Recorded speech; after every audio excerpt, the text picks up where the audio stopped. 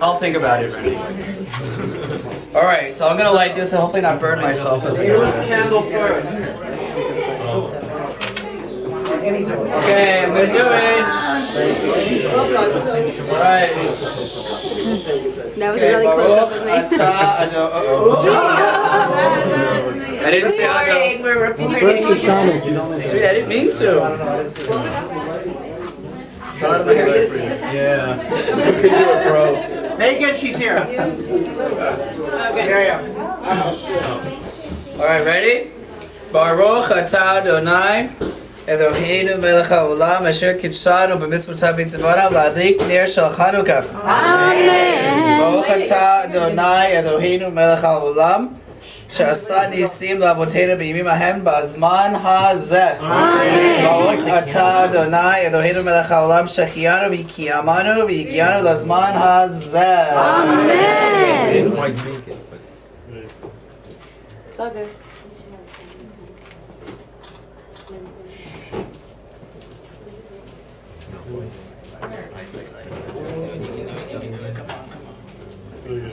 Amen. Let me say some blessings too. Okay, Baruch atah Adonai Eloheinu melech haolam asher kitshanu b'mitzvotav v'tzivanu. First one. L'hadlik ner shel Chanukah. Baruch atah Amen. Amen. Adonai Eloheinu melech haolam שעשה ניסים. שעשה ניסים לאבותינו בימים ההם בזמן הזה. אמן. ברוך אתה אדוני אלוהינו מלך העולם שהחיינו וקיימנו והגיענו לזמן הזה. אמן. הדרך הלך כי הניסים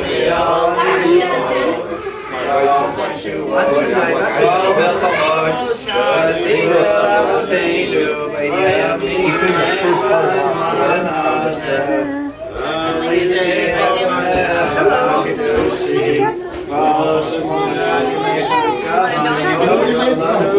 They're back there. That's a zombie. She's so tired. You want to go sleep? No, she said,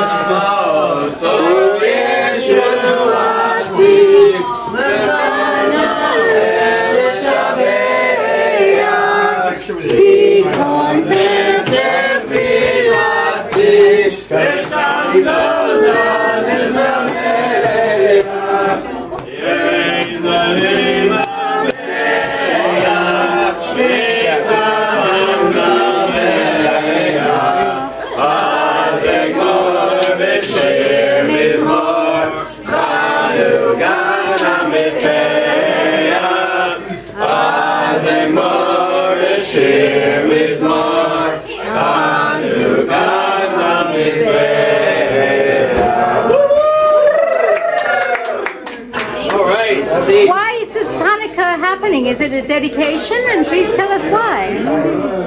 Because they're supposed to. But isn't it your torches? It's Estee's first Hanukkah. Estee's first Hanukkah. Mazel tov. She's getting some gelp. Cheese latkes. Why do we eat latkes on Hanukkah? I have a game for that. Is it fried in oil? It is an olive oil.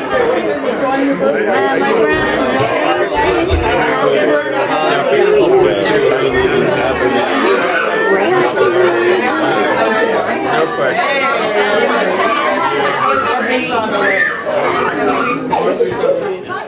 Hanukkah is one of these Yom Tovim which everybody really loves. They're not restricted.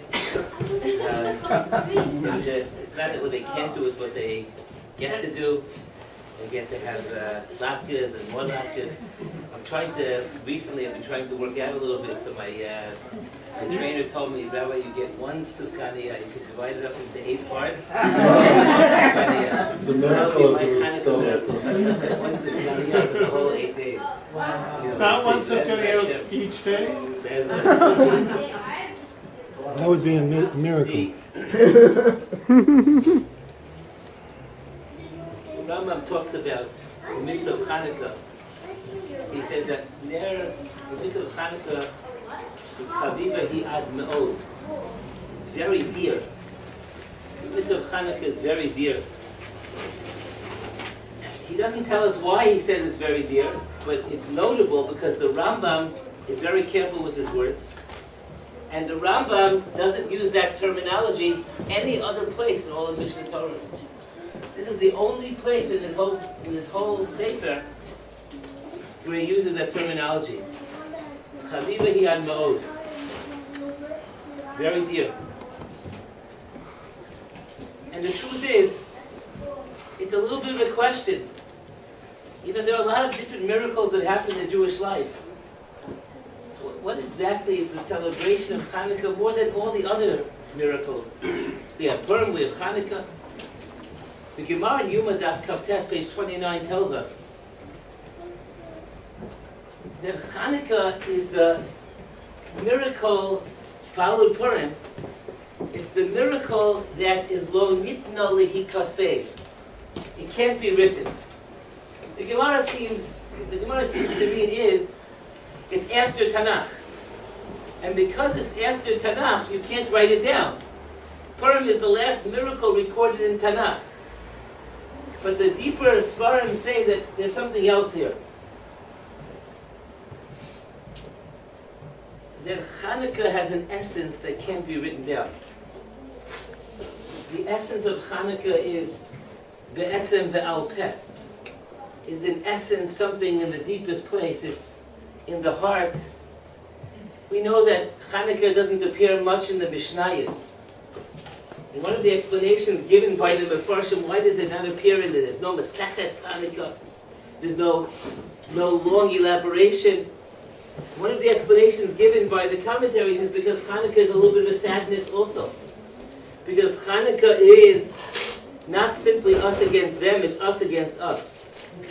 Because there were many Jews who were not able to withstand the onslaught of Greek philosophy and Greek culture.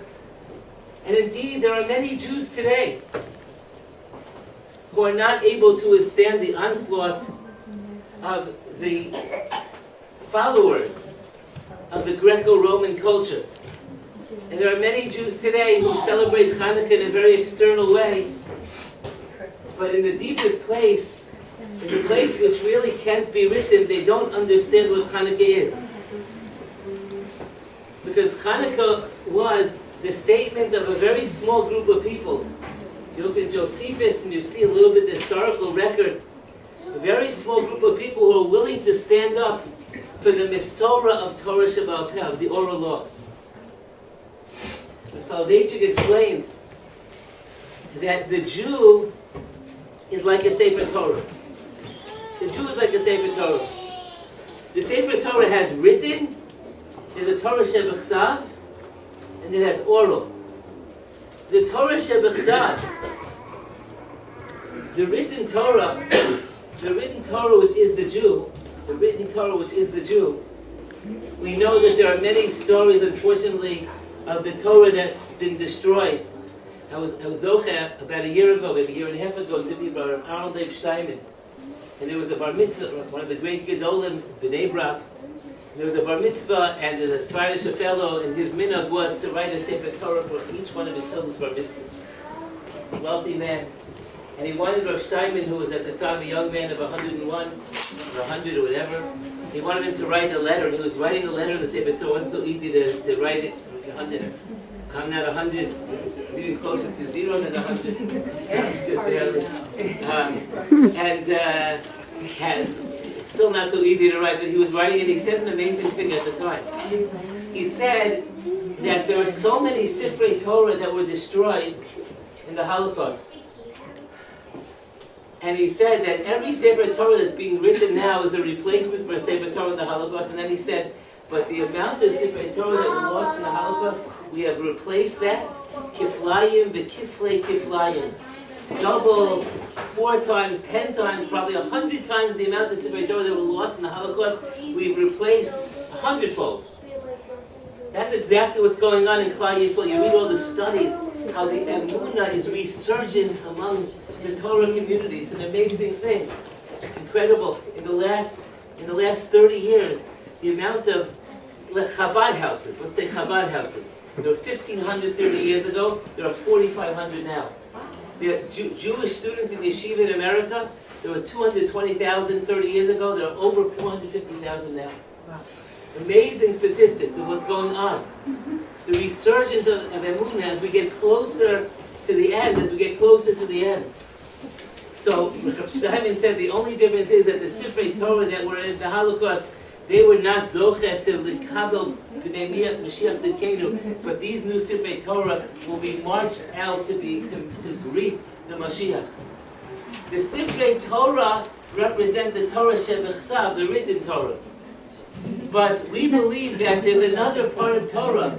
As Rabbi Hanina ben Shrader was being led to his death, and they asked him, "What do you see?" He said, "I see that the parchment is burning, but the osios, the letters are going in the air. The porchos ba'avir." Our salvation explained what that really means is that the oral law is written within the heart of every Jew, and therefore, if we want to know what is the celebration of Chanukah, which the Gemara says is lo nitna likase, it can't be written, what that really means is that there's a piece of Torah which cannot be quantified. And that piece of Torah, perhaps we can say, is also the yesod of emunah. It's the yesod of faith.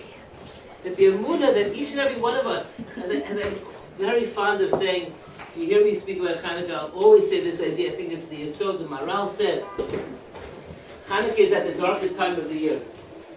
Chanukah is at the darkest time of the year. It's the shortest days and the longest nights. And Chanukah is also took place at perhaps one of the darkest times in Jewish history. And Chanukah is the idea that the light can penetrate, the light of Torah and the light of Emunah can penetrate in the darkest places. And the darkest neshamas, the neshamas that can't even be lit by Shabbos candles, can be lit by Chanukah candles. I want to give a bracha in a story. The bracha is that sometimes we feel dark. We feel sometimes a little bit like beaten down. We feel a little bit low. We feel a little bit, whatever it is, some things that can get us down. That we should be able, when we're feeling that darkness, to be able to look at those Chanukah licht, if we see them in the window, of our mind, and realize that Aneros Halal Kodeshem, Ve'ein Lanu Rishus L'Yishtamesh Behem, not to use them in some parochial way, but also to look at them and to think about what it is that we believe in, and the nitzchiyus of a Jew, and what we're standing up for, and how each and every person in this room, if I just were to, force you to articulate what you believe in and how you're Moser Nefesh for your Yiddishkeit, you'll realize each person in this room in their own way, Moser Nefesh for Shabbos, for Kashrus, for Taras HaMishpacha, to grow, each person in this room in their own way, to be able to articulate the what can't be written down, that emunah. Rav David of Tolna, famous Hasidic Rebbe, Chernobyl, etc., that came from the Tolna Hasidim. He used to light the menorah in front of tens of thousands of people. At least 10,000 people, let's not exaggerate. And he used to light, and people would come from very far away. And it's all good. It's all good. Mitch, just follow the key, follow the key. Great.